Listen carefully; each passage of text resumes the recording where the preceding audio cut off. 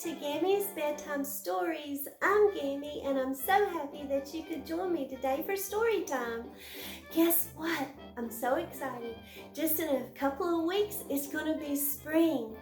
My little flowers outside, my little Easter flowers, they're already blooming, and the grass is starting to get green, and we're getting little buds on the trees. I love springtime. Everything coming out all new. And I hope it's warm, getting warmer wherever you are. And without further ado, let's get to reading, to our story time. Tonight, our story is given permission by public domain. And the name of our story is The Tale of Tom Kitten by Beatrice Potter. Look at him, he looks a little surprised on the front, doesn't he? Let's see what kind of mischief he gets into. The Tale of Tom Kitten by Beatrice Potter, and permission given by public domain for reading.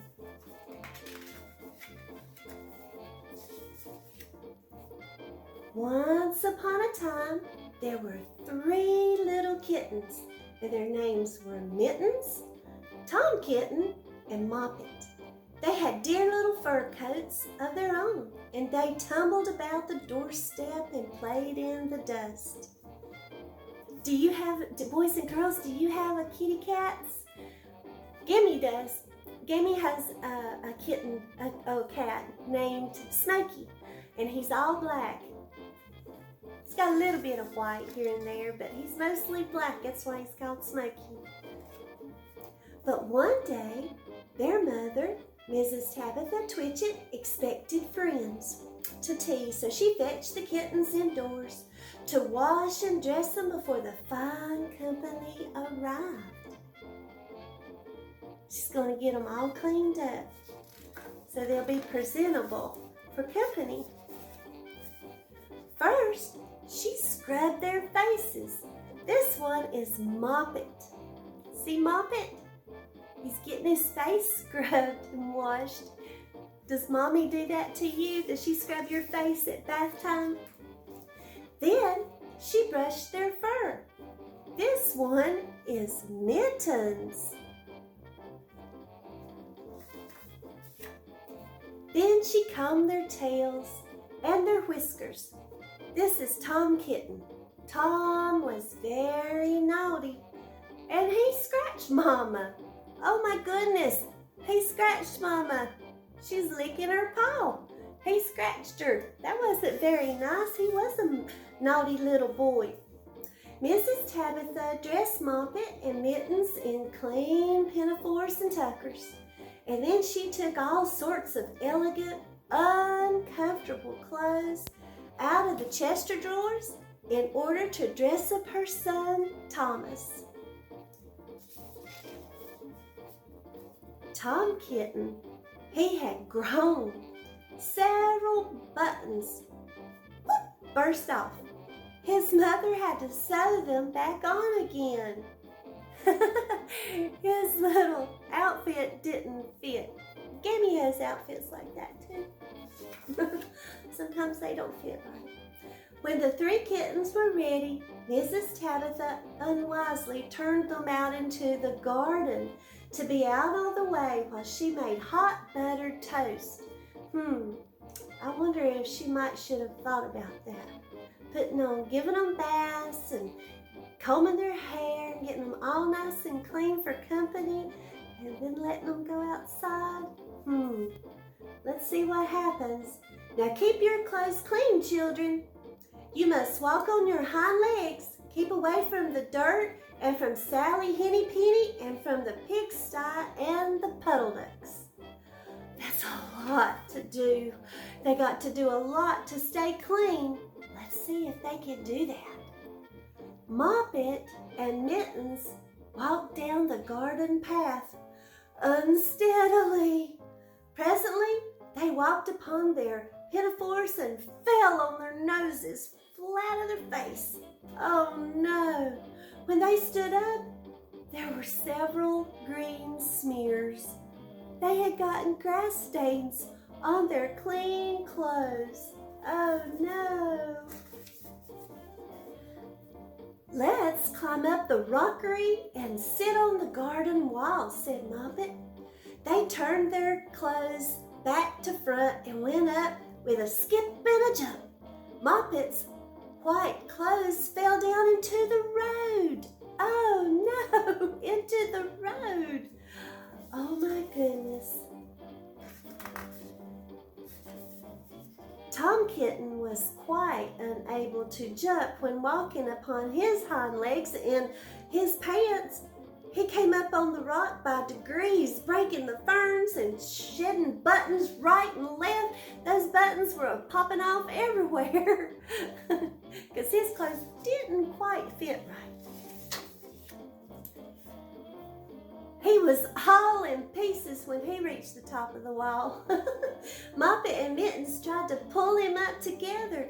His hat fell off and the rest of his buttons fell off. Oh my goodness, look at him. All of his clothes is messed up. He's lost all of his clothes. But look who's coming. While they were in difficulties, there was a pit, pat, paddle, pat, and 3 puddle ducks came along the hard, high road, marching one behind the other and doing the goose step. Pit, pat, paddle, pat, pit, pat, waddle, pat. They stopped and stood in a row and stared up at the kittens.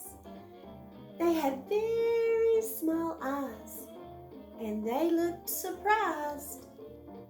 They were looking at the kittens. Oh my goodness. They were some that Mama Cat had told them, beware of, don't you be around them. Then the 2 duck birds, Rebecca and Jemima Puddle Duck, picked up the hat and the clothes and put them on. Remember the clothes that fell in the road? They picked up the kittens' clothes and put them on. Oh my goodness. Now what are they going to do? Mittens laughed so that she fell off the wall. Moppet and Tom descended after her. The clothes and all the rest of Tom's clothes came off on the way down. Come, Mr. Drake Puddle Duck, said Moppet. Come and help us to dress him. Come and button up Tom. Do you think the Puddle Ducks are going to help them to get Tom's clothes back on? Let's see. Let's see what happens. Mr. Drake Puddle Duck advanced in a slow, sideways manner and picked up various pieces of clothing. Wonder what he's thinking. But he put them on himself. They fitted him worse than they did Tom Kitten. So they didn't fit Tom. Do you think they're going to fit Mr. Drake? He's going to have a time getting those clothes on, I bet. Well, it's a very fine morning, said Mr. Drake Puddle Duck. And he and Jemima and Rebecca Puddle Duck set off up the road, keeping step. Pit, pat, paddle, pat, pit, pat, waddle, pat. There they go, with the clothes. Then Tabitha Twitchit came down the garden and found her kittens on the wall with no clothes on. I wonder what Mama Cat's gonna say now. Uh-oh. She pulled them off that wall, snagged them, took them back to the house.